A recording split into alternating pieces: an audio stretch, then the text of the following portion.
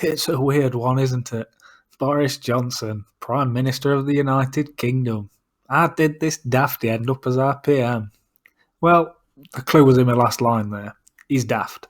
Much like the rest of the country views themselves, and much like the rest of the country views their loved ones.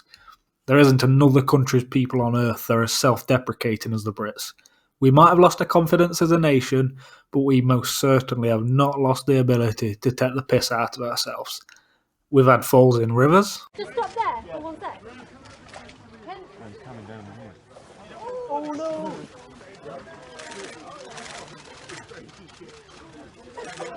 Classic. We've had falls during tug of wars.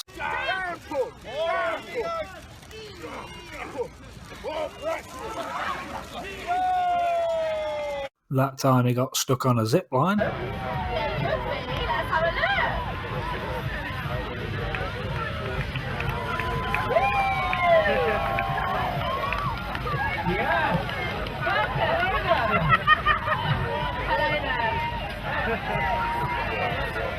Boris, you're going the wrong way. This way! No, it's this way. So nice of you to join us. Flying the flag, lovely. Right here in Victoria Park.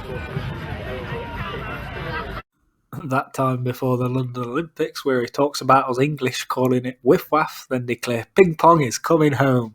This was all about table tennis, of course. And I say this respectfully to our Chinese hosts who have excelled so magnificently at ping pong.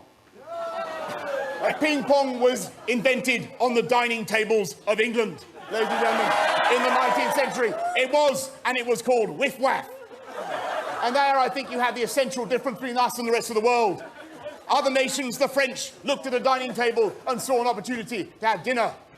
We looked at a dining table and saw an opportunity to play whiff waff. And that is why London is the sporting capital of the world. And I say to the Chinese, and I say to the world, ping pong is coming home. He's as clumsy as they come as well. Anyone remember when he mowed down that poor Japanese kid when he were playing a bit of rugby? Go! Last attack, last attack.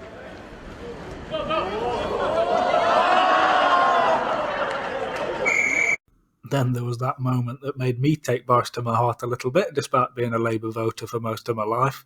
That was when he headbutted a German in the Ghoulies in a Celebs versus Legends match. Can't be quite nice today.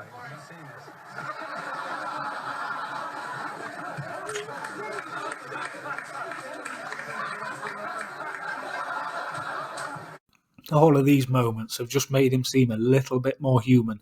He's as fallible as the rest of us, and he's never got pissy about people showing any of them either. He just tends to laugh about them himself. They had a Boris balloon at the weekend at whatever the shitty march was in London, and I'd imagine if Boris saw it, he'd probably just want a photo with it. Do any of these things make him a good Prime Minister? Well, to start with, the two are totally unrelated. But from what I hear, Boris is said to want to move away from the centralisation of the Prime Minister's job, giving each minister more control over their own department.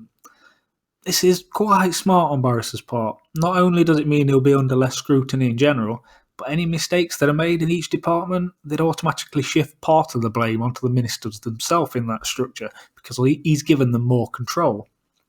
The flip side to this, of course, as well, is that he's insulating departments from himself. So any gaffes he does make, they won't make other people's jobs too much harder, hopefully. I consider myself to be quite left-wing, but like most working-class people, I'm culturally and or socially conservative. So if Boris wants to pick up the floating voters, like us, he needs to put an end to the extremist liberalism that we see in orifice of every bit of politics today.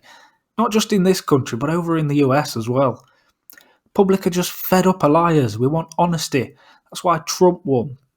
That's why Boris would win a general election. Left and right just doesn't matter anymore. We just want to know what politicians really think, because the country's just been going down the pisser for too long. Of course, the other parties are already on the attack, with the new Lib Dem leader Joe Swinson saying today, whether it is throwing people under the bus or writing a lie on the side of one, Britain deserves better than Boris Johnson. You may see a hasty retreat from her and the Lib Dems on that one, because the courts have already cleared Boris of the £350 million bus claim. And it looks like Boris's tough stance on leaving the EU come hell or high water on October 31st has had an effect on EU leaders, starting to talk of more compromise, despite ruling it out since May's shoddy deal was announced. Senior Irish politicians and diplomats have held peace talks with two of Johnson's cabinet allies. German and French figures, as well as Dutch and the Belgian governments, have all established contacts with Boris's team, and they've signalled an intention to do a deal. There's this guy too. There has never been a US president that has been so openly and vocally pro-British. And when we finally exit the EU, we are undoubtedly going to lean on America, our strongest ally for generations. Trump has also expressed on more than one occasion that Boris would make a great PM. Having the current US president behind you this much gives you more clout on the international stage than most people realise. A UK and USA fully on the same page sends a strong message to the rest of the world, more than aligning ourselves with EU countries ever could. Getting the other Commonwealth countries on board with us as well, tying up trade deals, working together on security issues like we already do with the Five Eyes intelligence network and armed forces, it'll bring about a renewed hope in the Western world after a generation of guilt being thrown at us.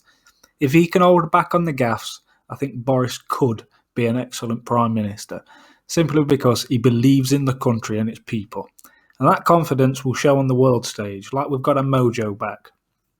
It would also be a sign that the era of political censorship and identity politics is coming to an end, something I think a lot of us crave. Don't forget to like and subscribe, folks, it helps me out massively.